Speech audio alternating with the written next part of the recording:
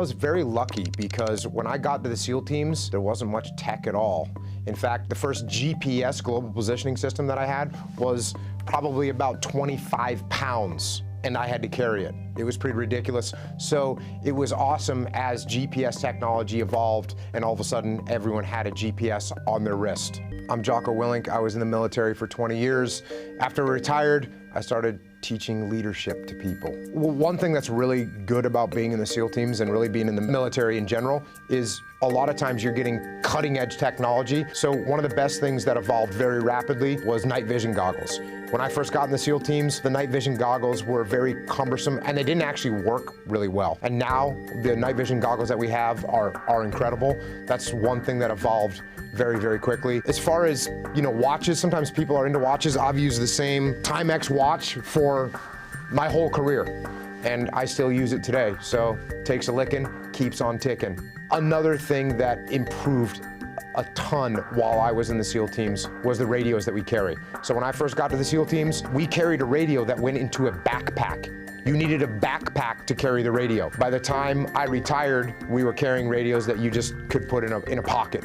So that advancement in technology was immensely helpful as radios got more advanced, more reliable, they became waterproof, and they got lighter, thankfully. Here's another thing that's interesting. When I first got to the SEAL teams, we used to go into the field carrying regular film cameras, and we would carry the chemicals to develop the film in the field. So we'd have to carry little canteens, and then we had these special little bags made that we could put our fingers into to develop the film in the field to make sure that the pictures we took on a reconnaissance were good. It was a real pain. Now, of course, we have digital cameras and we take millions of pictures and we don't have to carry any developing fluids into the field. When you're going on an operation, the gear that you bring with you is gonna vary a little bit, but it depends on what the mission is, not on how dangerous the mission is. So if you're going on a reconnaissance mission, well, guess what? You're gonna bring more gear, you're gonna bring cameras, you're gonna bring more batteries to transmit information back to the headquarters. Whereas if you're going on an assault, you're not gonna bring cameras, you're not gonna take pictures from a long distance, so you're not gonna bring that type of gear. So depending on what type of mission you're going on is what dictates the kind of gear that you're gonna bring with you. Some of the weapons that we use are weapons that have been used for a very long period of time, all the way back to the Vietnam War. So the M79 grenade launcher is a piece of equipment that launches grenades, and we've used the same one for a really long time in the SEAL teams.